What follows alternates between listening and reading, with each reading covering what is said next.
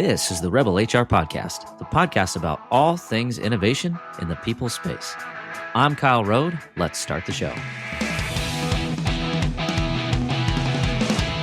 Welcome back, Rebel HR community. We are going to have a fun conversation today. With us, we have an amazing guest, Chris Lipp. He is a professor at Tulane University and author of the book that is available now where books are sold, The Science of Personal Power. Chris, welcome to the podcast. Thank you. Well, I'm really excited to talk about this topic, and I think I think that there's going to be a lot of great insight that you can share with our audience. So excited for the conversation today. My first question for you that I like to understand is, what motivated you to write a book about the science of personal power? I think all of us in business, particularly in organizations, we sometimes struggle with a sense of identity, or that when we're part of something larger, but also it's still our lives that we're living. And at first, I was concerned about my voice being heard in this environment, right? How do I stand out? How can I actually have a place to stand on that's not standing on sort of a shaky bridge of other people's opinions? And I believed that the way to deal with that was really to kind of be able to influence other people's opinions. So I wrote a few books on persuasion. Really, I thought communication was the key, which it is one of the most important keys. But even with great persuasion, I began to understand, or at least be able to see this dynamic that was happening underneath the conversation, which now I know the words, ultimately is the power dynamic that's happening. And we feel it when we walk into a room with our executive management. We might feel small, we might feel intimidated or fearful. We might feel like we're overly people-pleasing and, basically giving our power away.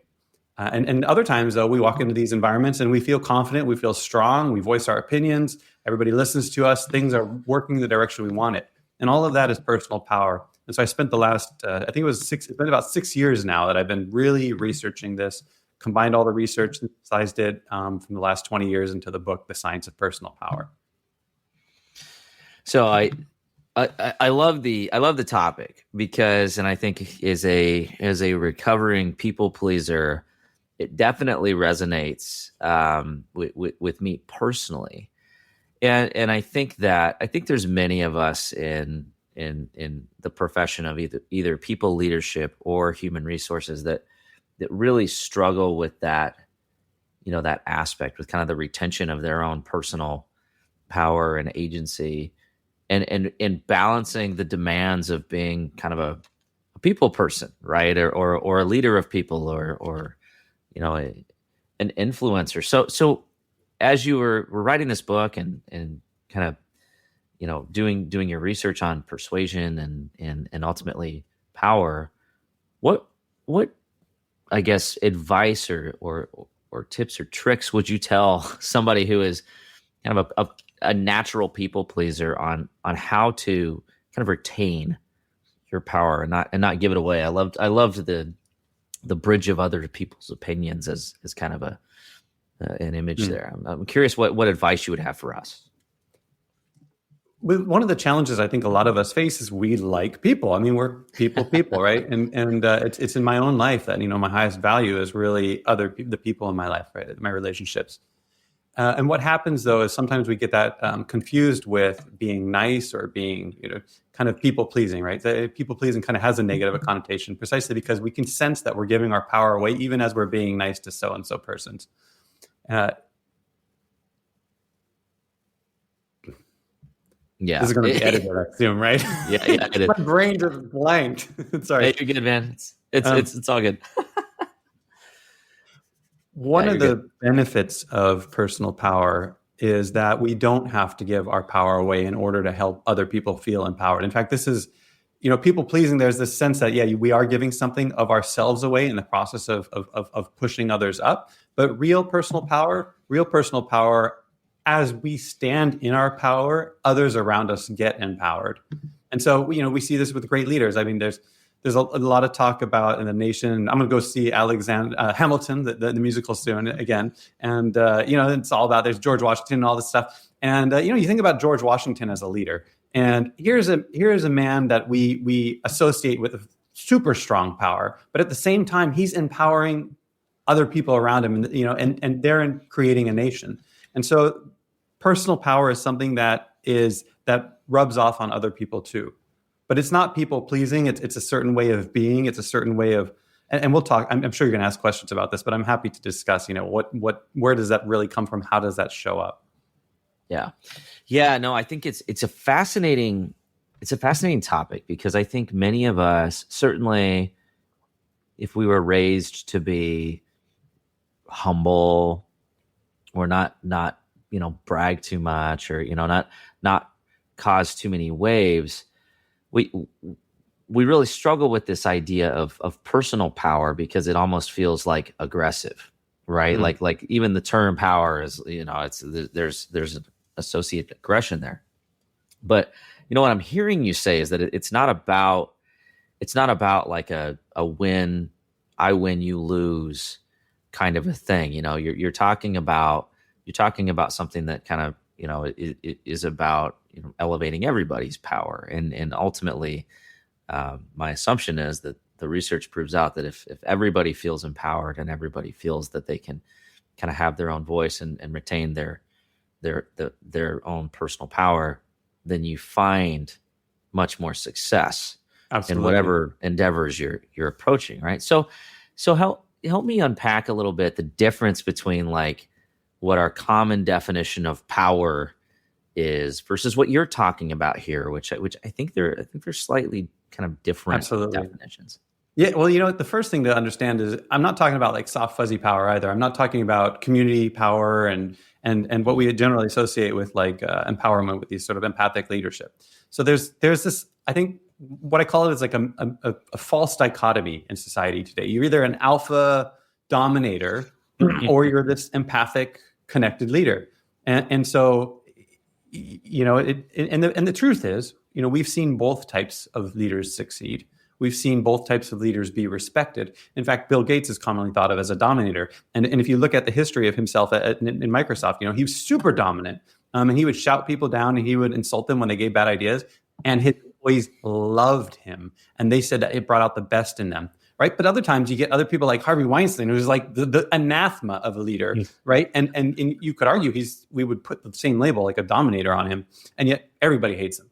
And so, it's not the dominance at all, just as it's not the empathy at all. In fact, if you look at research on status and also personal power, they did a lot of personality research. And one of them, looked at the big five. And one of the big five traits is agreeableness, like how people friendly are you and these things.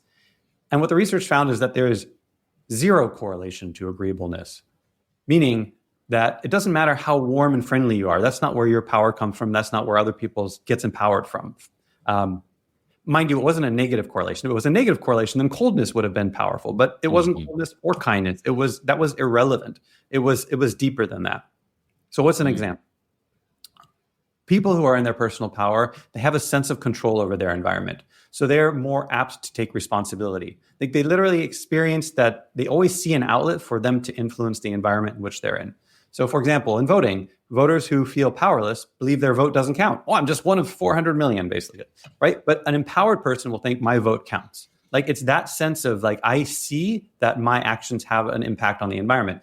And as a result of that conclusion or that perspective, people then automatically take responsibility. And I put in a few examples of some very famous people like Bob Iger. How did he get to become the CEO of Disney? He was taking responsibility even for the failures.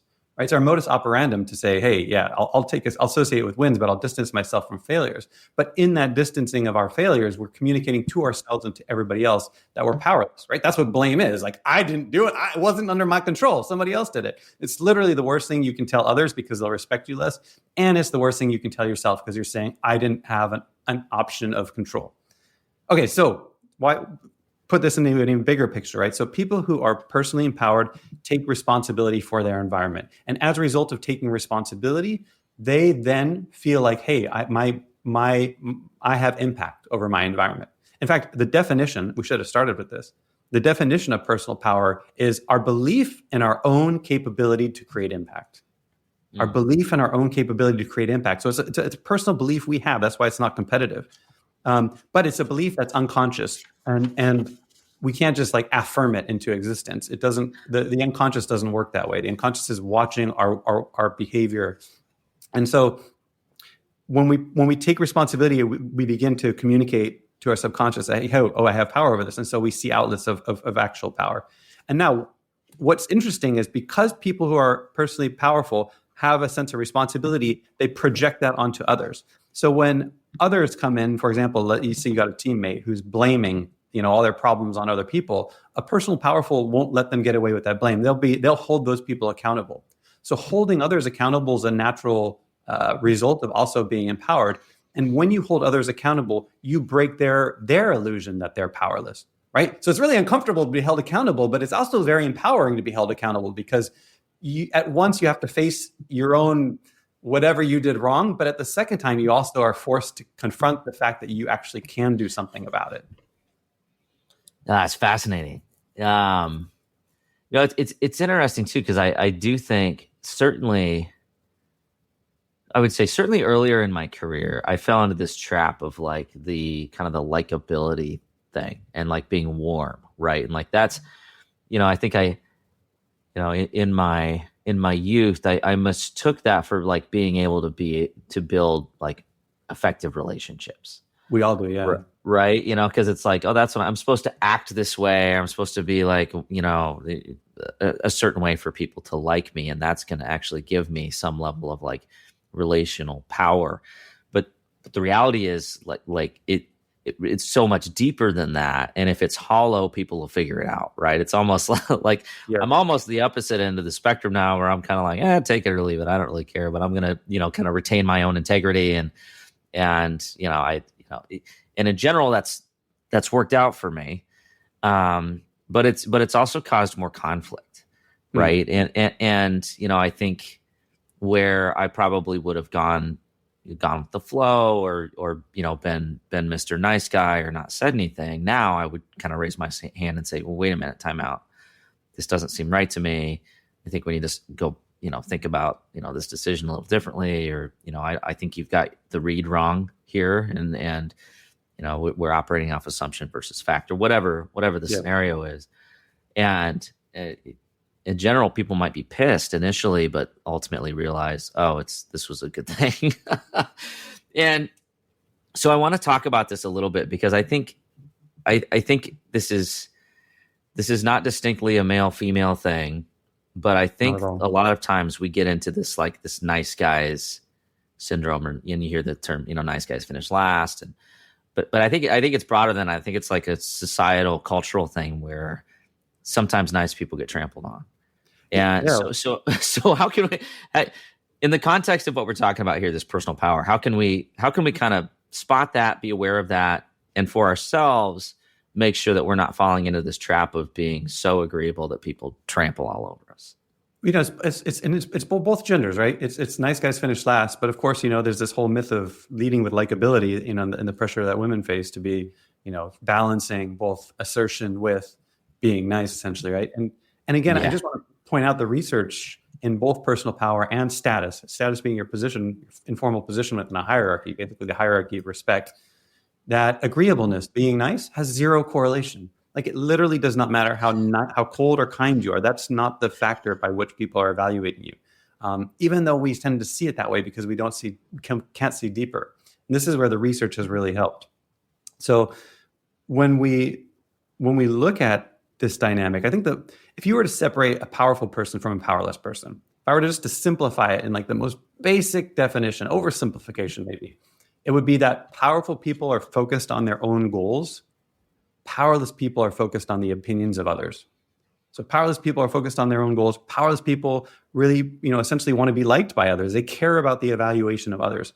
And as a result of caring about that evaluation, we bury our opinions, right? Sometimes, we be nice, we roll over. Sometimes we even get defensive. I mean, when we react and we lash out at people, that's also showing insecurity sometimes, right? Because we're getting defensive because we care about their opinion. If we didn't care, it wouldn't even bother us. Like, whatever. It's like having a dog bark at us, like, whatever, but so there's a lot of ways we react. But anyway, here's the thing I think that's important to keep in mind is for people like you and me who care about, others and care about our team, that value is our goal, right? That's our value. And so we know when it's coming from the inside out versus when we're doing it out of fear, right? Fear is really the ultimate driver of a people pleaser, right? When we use that word negatively. And so if we're afraid of what others think about us, if we're insecure, we're going to act in a way that we're telling ourselves we're being nice and we're telling ourselves we're being people persons, but we're really not, right? We're really not. We're manipulating, maybe you could even say in context. And can you imagine being in a relationship with a spouse, for example, who likes you because they're afraid of you, or because they care about your opinion in an insecure way, versus a spouse that loves you because they're coming from their heart and they're just expressing their love for you? Like it's so obvious in relationships that we want the type of people who come from the inside out, not from the outside in. And that's really the big difference between being a likable person, being somebody who values others. Yeah, I think it's fascinating, and I think some of it's just kind of growing up and becoming more mature. That I think you start off with this assumption that people who appear to be accomplished but are hollow are kind of aspirational people to be like. And then the older you get, you're like, oh, there's nothing behind the curtain. It's almost like the Wizard of Oz. I'm in a Wicked thing because my girls are like singing Wicked. It's like the Wizard of Oz, right? It's like I've got this all powerful wizard, and it's just some dude that's just trying to fake it until he makes it, and ultimately it all comes crashing down. And what's fascinating? I just want to add, like you mentioned, like, okay, well then what can we do about this, right? You're absolutely right, and it is hollow. And here's what we can do about it. We're afraid. Everybody wants to be part of a group. We're afraid sometimes to stand up for what we believe, and we want to be likable. Because we think we're actually going to, if we're not liked, things are going to go sideways or bad for us or whatever. Mm-hmm. The research is super clear. When you come in with boundaries, everybody knows it's important to have boundaries, but when you come in with boundaries, people respect you more, and the relationship actually becomes healthier. So we could always talk about boundaries more, but I think that's something that people keep in mind is it's not about likability or dominance. It's about certain deeper behaviors. And one of those behaviors is the self-respect, that when you put up your boundaries, people might get upset when they run into your boundaries, but then they're going to respect you more, and the relationship's going to get actually stronger. Yeah. So nothing to be afraid. It's an interesting, it's like an interesting reframing of all of this. And I want to circle back to something you said, because I think you hear a lot about like manifesting and, like giving yourself a pep talk, or like telling yourself, I've got power, I'm powerful, I can do this, or like say it in front of the mirror. And you mentioned you can't just affirm it into existence, right? It's really behavioral. And I think, but I do think a lot of it comes down to mindset. So, yes. For those of us that are maybe trying to drive some changes, or maybe we are doing doing work with therapy or meditation and that sort of thing. How should we be thinking about this, as opposed to just like repeating affirmations and hoping for the best? What are some steps that we can actually start to take to kind of reframe how we think about our own personal power and likability versus actually, being a personally powerful person? You mentioned mindset. Well, mindset, you're absolutely right. Mindset is the crucial factor in personal power. And often, though, what people are affirming is they're affirming capability, and that doesn't necessarily work. If you're out of your power, research suggests you're out of your power, and your affirmed capability has no impact, because you don't take yourself seriously. So, because you're focused on other people's opinions. So, what you can do is you can affirm, you can come into alignment with yourself. So, for example, we talked about the very simplified definition of personal power as a person who's focused on their own goals. And what research has found is that one of the simplest things you can do is 20 minutes before a high-stakes situation, sit down with a list of values, pick out your top 3, let's say, And then of that top 3, pick out the top 1 value. Like, this is the most important value to me. Right? You talk about living purposely, for example, and just write for 4 minutes why this value is important to you personally, not for the situation necessarily, just for you. And that plugs you back into yourself, and you come into alignment with yourself. Doing nothing else. Research suggests if you walk into a high stakes situation, you're gonna knock it out of the ballpark. Like a power prime, just like that. They did this before people came into interviews. 20 minutes before an interview, if you prime yourself with personal power, you're 81% more likely to get hired. Doing nothing else, it's like it almost doubles your chance. So it's about mindset, and one of the ways you can really get that mindset. Boost that mindset in yourself is to take a few minutes, pause, and reflect on your values and your purpose. And this is going to fade, and then you just do it again and do it again, and that's how you stay aligned. Yeah.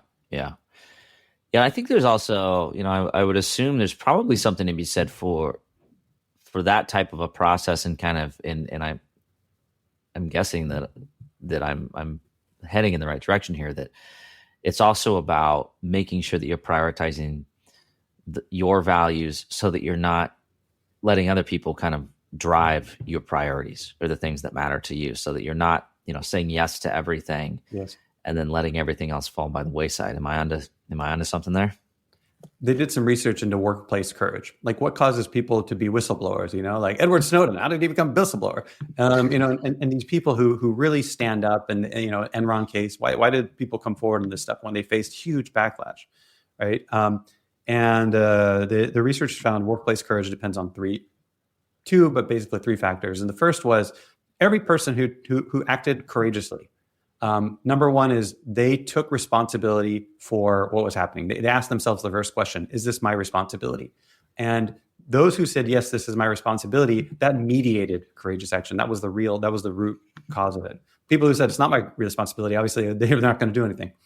But what was fascinating is this wasn't just like, hey, this is my formal responsibility. A lot of the people they had in the research study, they just, when those people asked themselves, the people who took courageous action, is this my responsibility? Often what they translated that to is, am I in a position to be able to do something about this right now?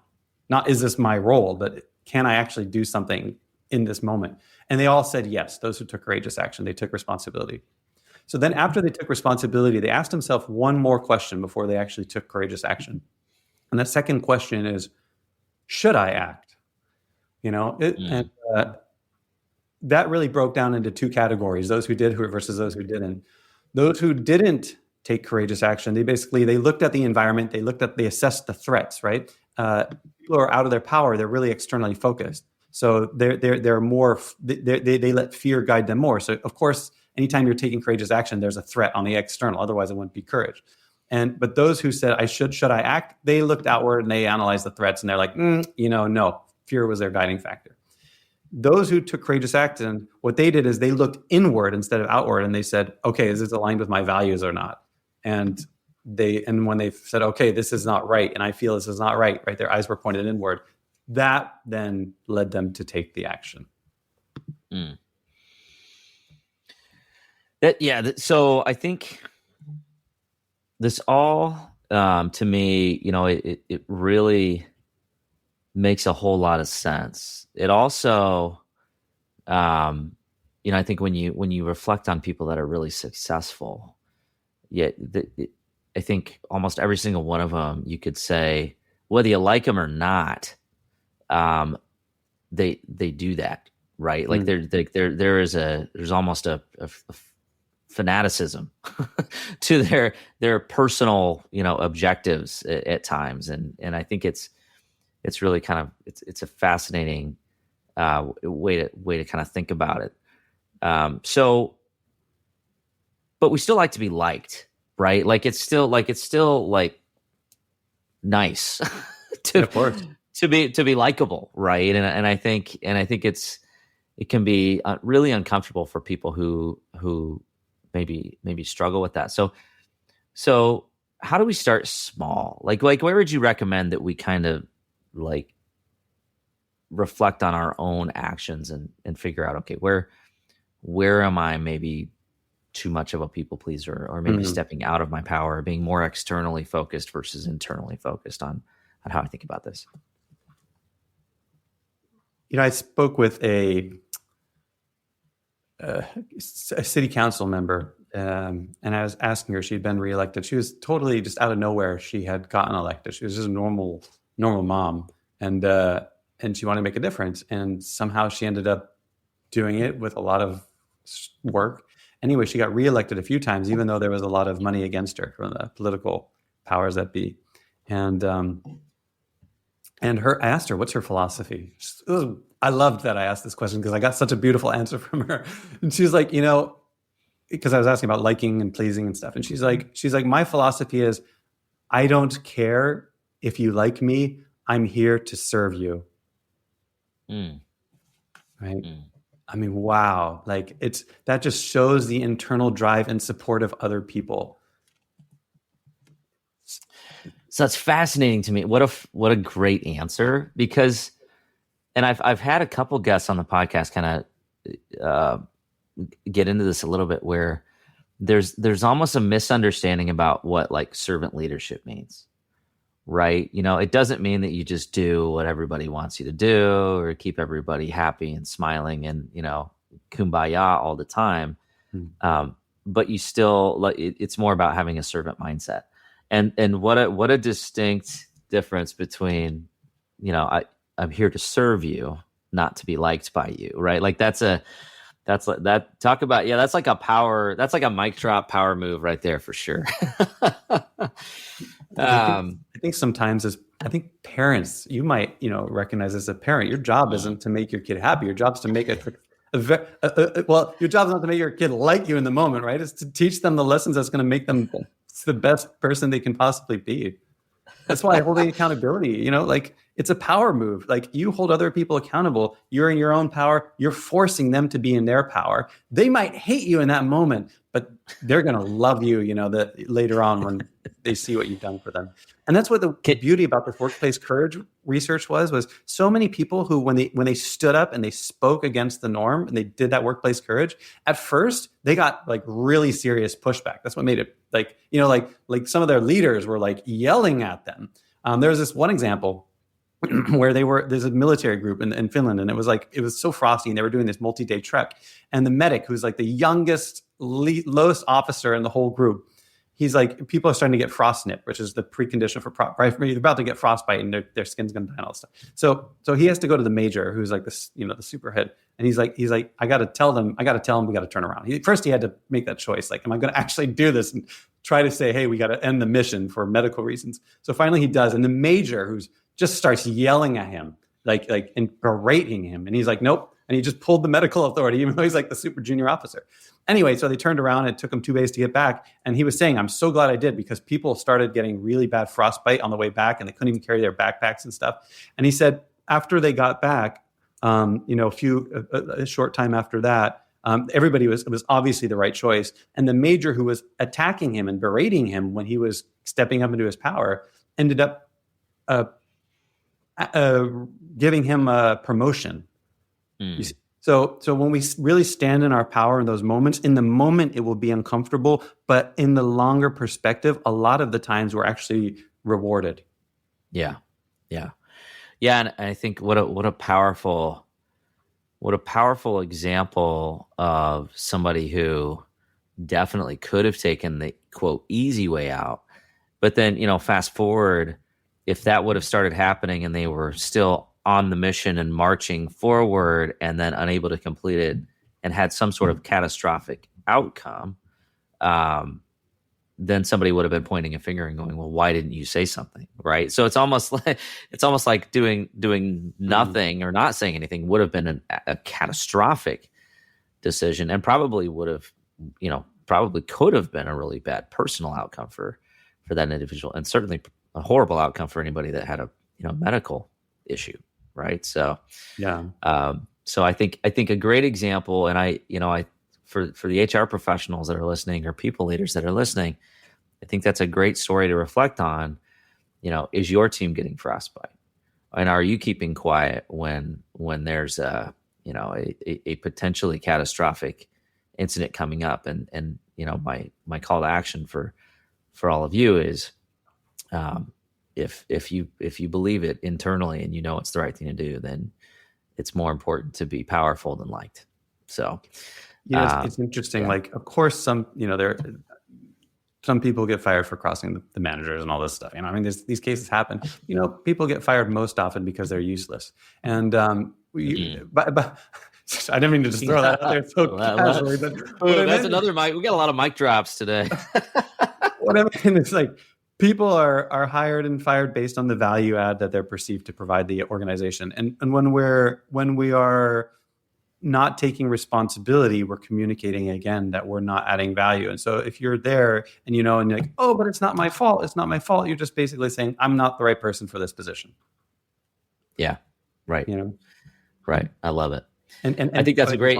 And to those who are afraid, the research is super clear that when you stand up and take responsibility, even for failures, or you stand up, right? We think all of this because we're so focused on being liked, we're afraid of anger and resistance that other people show us. But the research is super clear that a lot of these, in the long run, we get more respect, we're more liked, and we're more likely to get promoted when we're doing these things like standing up, taking responsibility when things go bad.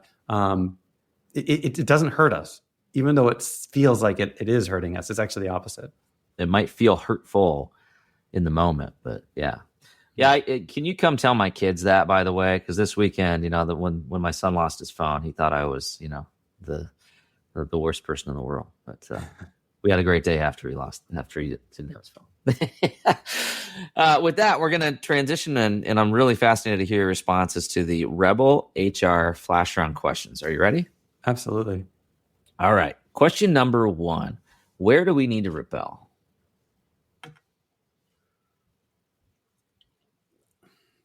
The metaphysical answer is you need to rebel against your own fear, right? Rebel against the feelings that keep you feeling small. Rebel against reacting to your own fears and insecurities. The most courageous action you can take is to stand in the face of your own feelings and choose what you know to be right rather than what you feel to be safe. I love it. Yeah, it's fascinating to me. So, we use the term rebel, and, Rebel HR, of course, is a little bit oxymoronic as a title, but that's really what we're talking about. Like, we're talking about, being brave enough to stand up and to own your personal power. So I think for this audience, this is definitely a topic to dig into and stand strong in. So, question number 2. Yeah, go ahead. Because you mentioned HR and you mentioned this, and of course, everybody knows it's important to create culture change and these things, but there are times where, of course, we cannot create culture change because, sometimes it's just a behemoth, it's a mammoth undertaking. But also, sometimes the executive management is not on board what we think is the best for the organization. And this is why it's so important to empower your employees, because employees don't want to be in an environment where they feel, they're disengaged and all this, they feel stressed, right? And you're like, I want to help you, right? By changing the organization. But an employee will actually feel less stressed and more engaged when they themselves are empowered, regardless of the environment, right? Because an employee who's saying, I'm going to work somewhere else because of the culture, well, in one sense, they are taking personal responsibility for their own health. But in another, there's also this whole idea of blame again, which is like, oh, the culture's not fitting me, I'm going to go somewhere else. And if you begin to help employees see that regardless of the environment, that they have an opportunity, but they have, in order to do that, they have to tap into themselves to find that rather than tap outside into an organizational change, right? Then you don't have to feel so restricted by the behemoth organization and trying to make change on a large scale. If you make it on the individual scale, that's enough. Yeah, totally agree. And I through the course of my career, there have been a number of times where I have been so incredibly surprised and impressed when just 1, 2, 3 people do that.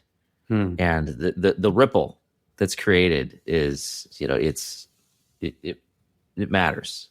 It really does. And so, yeah, I appreciate you saying that. I totally agree. Question number 2, who should we be listening to? Just that. That's the answer. That's the end of your question. I love it. There you go. I love it. Okay. All right. And then a final question: how can our listeners connect with you and learn more and get their hands on the book? Wait, okay, you're going to edit this because I didn't realize. I was like, I thought there was going to be more to that question because I was like, who should people listen to? My response is obvious. Like, people should listen to themselves. So, but how do you do that? Right? That's not so easy. Well, first you got to just be self-aware. And I think that the biggest step anybody can take, I'm teaching a new course on personal power here in the business school at Tulane. And, I'm going to teach them all. We just went through the first week and we're going to learn everything about personal power there is.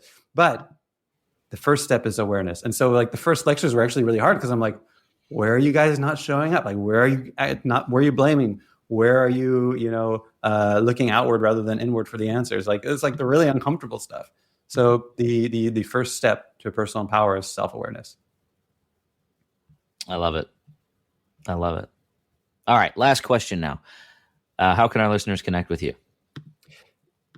My website, speakvalue.com. Of course, you can see kind of what I speak on there, some of my books. But if you're interested in the science of personal power, grab the book on Amazon. And, if this is something you want to bring into your organization, I'm happy to deliver workshops, or even I can just send you emails and give you some information on tips you can use within your organization. Absolutely. So the book again, The Science of Personal Power, How to Build Confidence, Create Success, and Obtain Freedom. It is available now where books are sold. Chris, thank you so much for joining us and for putting this out there. Really, really great stuff. We just scratched the surface. So go get the book, and appreciate your time today, Chris. Pleasure. Thank you, Kyle. Thank you. All right. That does it for the Rebel HR podcast. Big thank you to our guests. Follow us on Facebook at Rebel HR Podcast, Twitter at Rebel HR Guy, or see our website at rebelhumanresources.com. The views and opinions expressed by Rebel HR Podcast are those of the authors and do not necessarily reflect the official policy or position of any of the organizations that we represent. No animals were harmed during the filming of this podcast. Baby.